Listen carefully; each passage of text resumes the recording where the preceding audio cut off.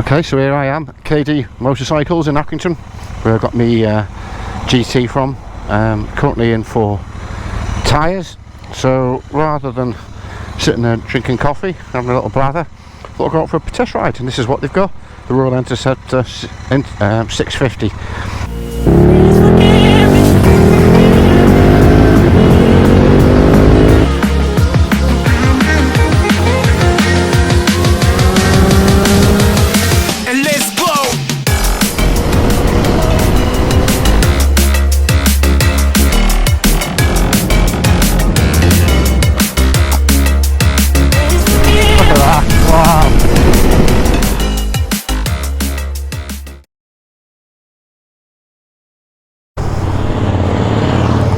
How cool is that? Hey!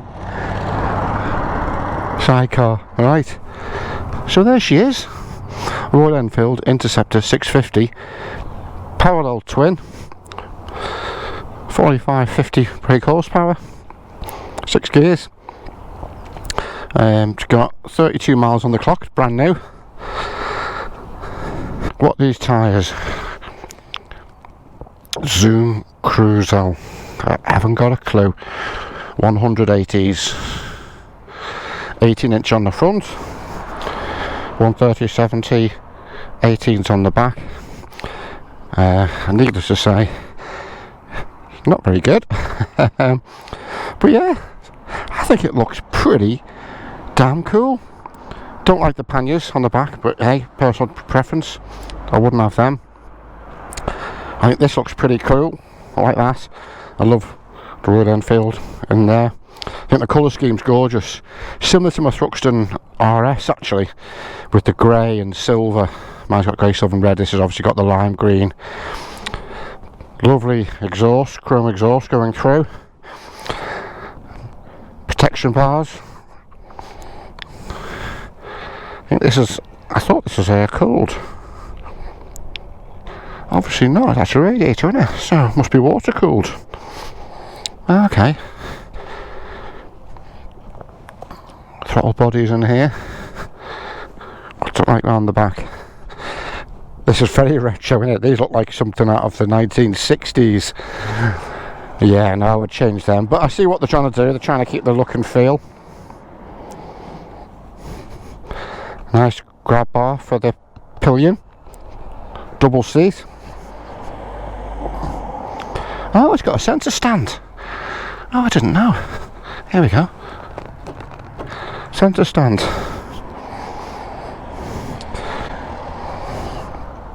What have we got round the front here? ABS. I like the indicators on the front there, sort of in keeping. Just like the back end. They look like they're off a Morris Minor or Austin 1100 from back in the day. Obviously got the pillion pegs. Don't know, what do you guys think? Let me know what you think. It's a £5.5 grand bike, and it looks ace.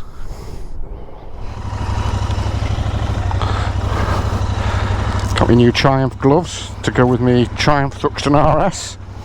Christmas present off my mum. Thanks, mum. Little fly screen on the front. Yeah, even though it's to a budget, India made, it's looks quite tidy, quite functional. Thank you, sir. Very sit up and beg style. Feet quite high actually. The actual bike's very low. I'm not quite sure what the seat height is. I'll put a few of the spec details on the video as it trundles through. Everything where it should be. Obviously it's built to a budget, so there's no technology as such on this. There's no riding modes, there's no traction control. It obviously needs ABS for Euro compatibility. But yeah, nice little bit of chrome. Let's looks the part. Obviously cafe racer style. Let's see how it rides. Anyway, yeah, nothing to really report home about the bike, other than it feels nice and light. You actually sat quite a bit forward, which is nice as well. I thought it would be. It feels more upright when you just sat on it, but when you move and you do it, the bars are quite a bit forward. What am I in now? That's one thing I noticed, there's no gear indicator, so I don't know, I'm guessing I'm in about third or fourth. For 4,000 revs, 50 mile an hour. Must be in fifth maybe. I think there's 6 gears on this. Oh, that made me smile a little bit. I had it full throttle, and I don't think I've ridden full throttle in first gear for an awful long time, and yeah, it just pulled away nicely. But you know what? For a £5.5 grand bike, it feels more expensive. It does, it just has that feel, if you know what I mean. Nice wide tank, lockable chrome filler cap. Not sure what the capacity is on this, but again I'll just put it up on the screen shortly.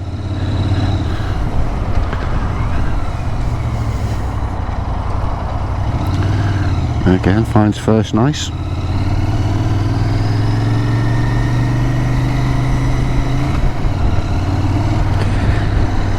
So yeah, for those who follow my channel, you know that I'm currently riding a KTM 1290 Super Duke GT and Triumph Thruxton RS that are treating myself to at Christmas. So what's this bike got in common with that? Well, I suppose there's a couple of things. Both parallel twin, both retro styling, both similar rear suspension configuration, obviously completely different quality of suspension, but similar configuration, twin exhaust pipes.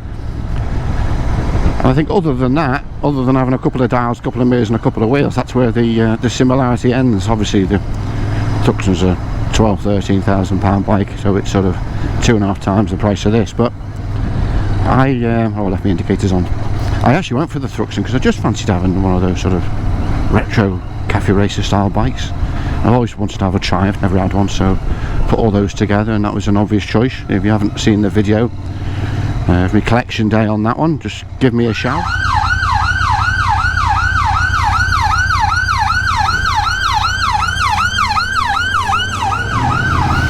What's that man doing? Bloody ambulance up his back end, and he's like ploddle on Pete. Jesus Christ, it annoys me. He sits there as if to say, oh, you've got plenty of room. They obviously can't get past. People, eh? People. So as I said, this video is really just to talk about how the bike looks, how it rides, how it makes me feel. It feels... balance is really nice. Hands off the handlebars. No leaning, just... yeah, that balance is nice. It makes me feel... I'll tell you what, the best way to answer that is if I compare it to how I feel on the Thruxton RS, I get on that and I want to race. I know it's not a racer, I know it is a racing style bike, but you don't want to race the Thruxton, but you feel as if it's a race bike. The sound, the power, the ergonomics of it. This just feels as if you just want to go round to the pub on a Sunday afternoon. This has got panniers on the back, so I wouldn't say it's a touring bike. That might be more just to put the thermos flask in, and there's the spare pair of string back gloves. I don't know, but you know what, it's the sort of bike you just come in the morning, I've got to go around the shops, I've got to go and I've got an hour to kill, let's get out on the Royal Enfield.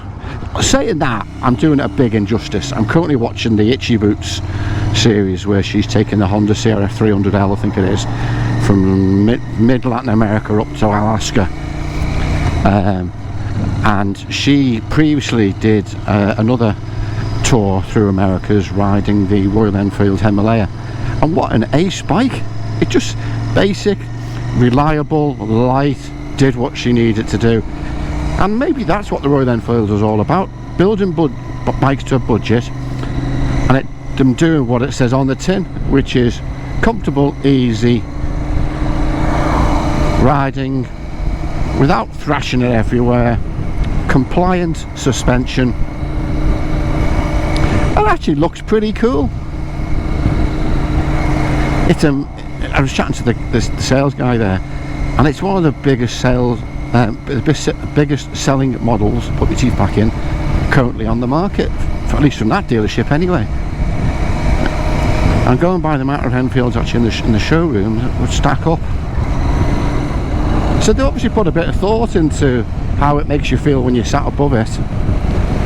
Like with the Thruxton, you've got the chromed surround on the two circular dials.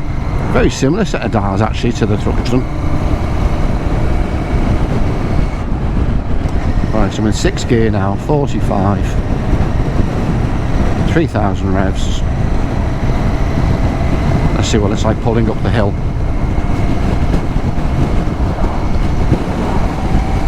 Very smooth, yeah, very nice. Not complaining. Not complaining at all. Don't know why I'm sounding surprised. I must admit, I wasn't sure what to expect. Obviously, there's not very much grunt when you're on an overtake in top gear, but still got by safely. But yeah, I wasn't quite sure what to expect with the bike, but I'm feeling as if I quite like it. It's nice to be able to get on a bike, just give it the full throttle and not be worried about the front lifting up or the back tyre ripping off or getting caught. Well, maybe the brakes just aren't bedded in, but the brakes very wooden, very wooden. What's the rear brake like? Oh, in fact the rear brake, that's interesting.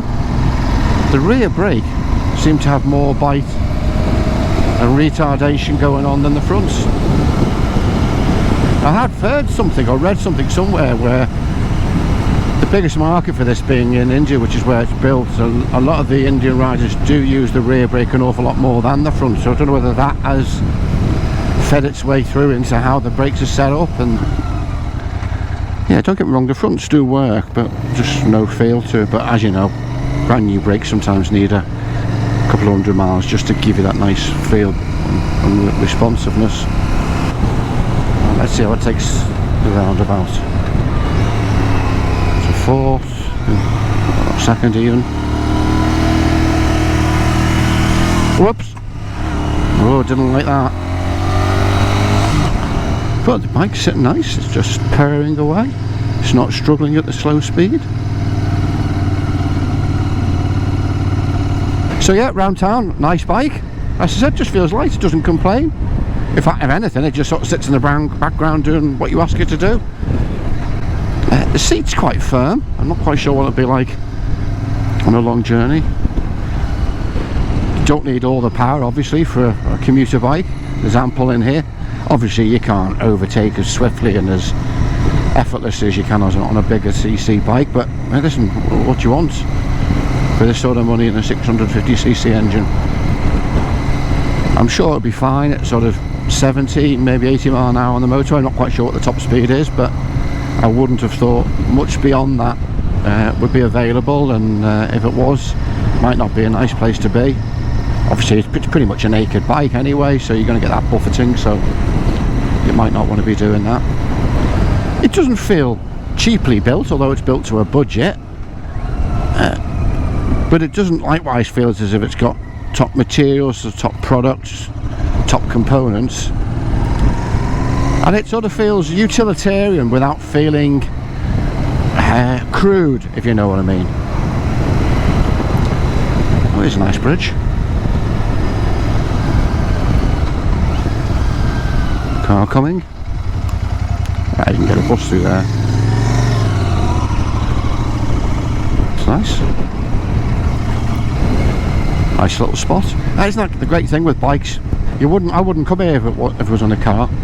And there's a lovely little piece of road by the river. What a lovely little place.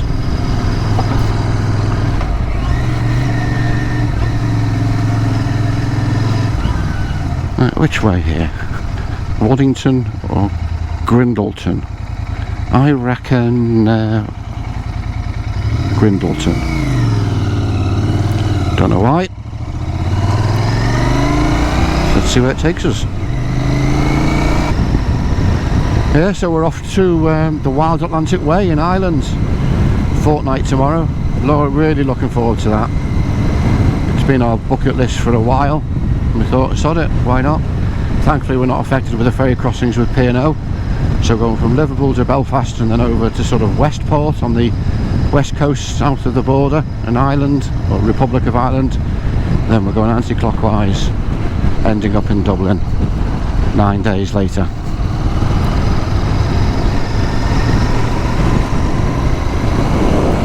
Can't wait. I'm going to try and do I wouldn't call it a series as such, but I'm going to try and capture a lot of that on video and put some content up on the channel. So if you're interested in doing the Wild Atlantic Way in the future, check it out. As I said, we'll be back on the sort of 8th, 9th of May, or sorry, 6th or 7th of May I should say, and I'll start producing some of that over the following week or two. In a great serendipity, eh? Get on the bike with no plans as to where to go and just follow your nose, and you find some lovely little roads and spaces and places.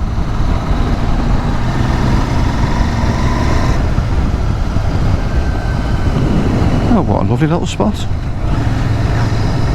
I just love it seeing all the Ukraine flags at the moment. So for all our